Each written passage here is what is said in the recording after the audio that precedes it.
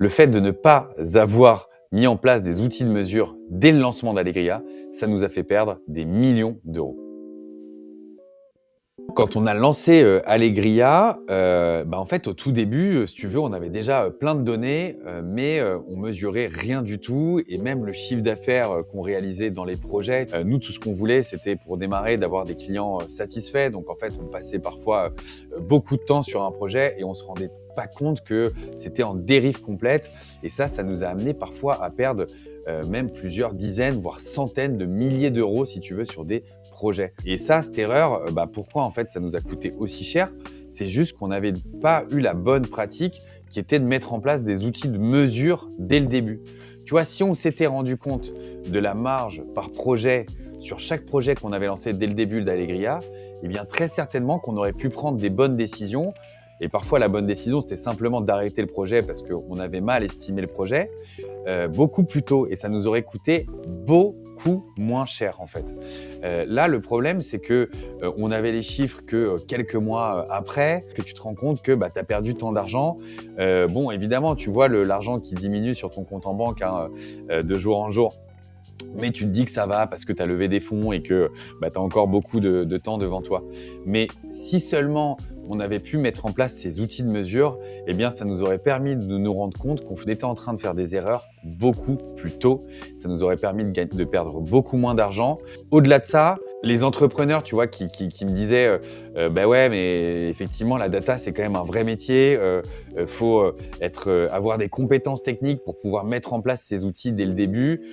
Déjà, c'est pas tout à fait vrai parce que en réalité, avec un petit bout de papier même ou un fichier Excel, tu peux déjà réussir à avoir des premiers indicateurs.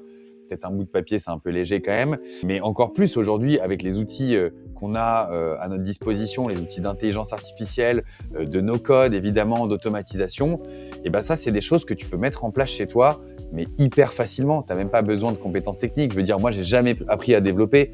Pourtant, chez Allegria, aujourd'hui, on a des indicateurs de partout. Alors, je te parle maintenant 5 ans ou 6 ans après, mais c'est des choses que moi, j'ai pu mettre en place tout seul. Et ça me permet en fait d'être hyper agile au quotidien. Tiens, j'ai envie de mesurer un nouveau truc parce que je pense que c'est bon. C'est moi qui vais le faire. J'ai pas besoin d'aller voir mon data scientist qui met en place tout ça. J'ai un dashboard. Éventuellement, je peux avoir des données brutes. Je les file à une IA. Elle m'analyse tout ça. Aujourd'hui, on n'a plus l'excuse de se dire si je mesure pas, si je mets pas en place des indicateurs et que je mesure pas, c'est parce que c'est trop compliqué techniquement. Ça, c'est pas possible de dire ça aujourd'hui. On parlait du cash.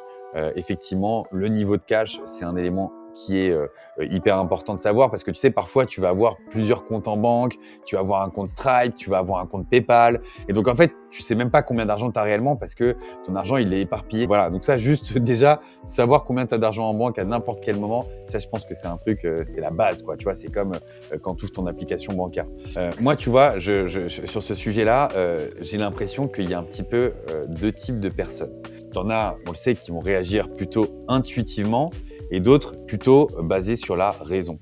Moi, ma conviction forte, c'est qu'il ne faut pas prendre des décisions intuitivement lorsque tu es dirigeant d'entreprise. Pour moi, effectivement, parfois, tu vas devoir prendre des décisions rapides et donc elles sont certes un petit peu intuitives et il faut être en capacité de prendre des décisions rapides.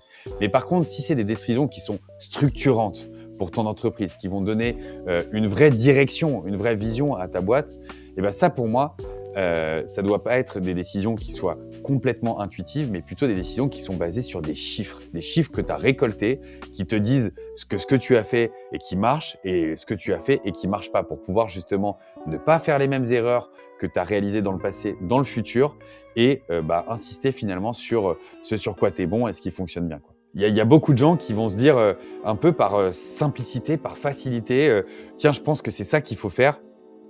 Juste parce qu'ils ont eu la flemme, si tu veux, de mesurer. Ils ont eu la flemme d'investir du temps pour juste faire une petite analyse. Et parfois, ça te prend 10 minutes, tu vois. Et juste, ils vont se dire, mais ça, en fait, ça, c'est évident. Je pense que c'est comme ça. Du coup, il faut aller dans ce sens-là.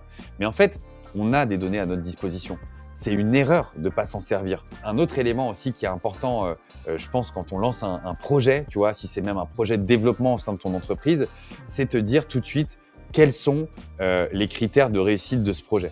Et en fait, plutôt que de regarder à la fin de ce projet, est-ce que ce projet il a été un succès ou non, il faut dès le début de ce projet définir les critères de réussite, mais surtout mettre en place les systèmes qui te permettent de mesurer les critères de réussite. Je vais te donner un exemple. Chez Allegria, nous, on utilise la méthode OKR, qui est une méthode qui a été pour la première fois, on va dire, démocratisée par Google pour définir des objectifs pour chaque personne chez Allegria.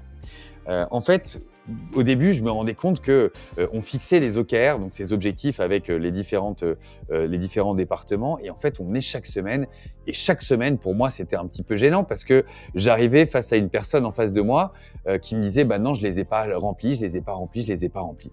Et tu vois, moi, ça me fait chier un peu de faire la police et de me dire « ouais, mais c'est pas bien, il faut que tu le fasses pour la semaine prochaine ».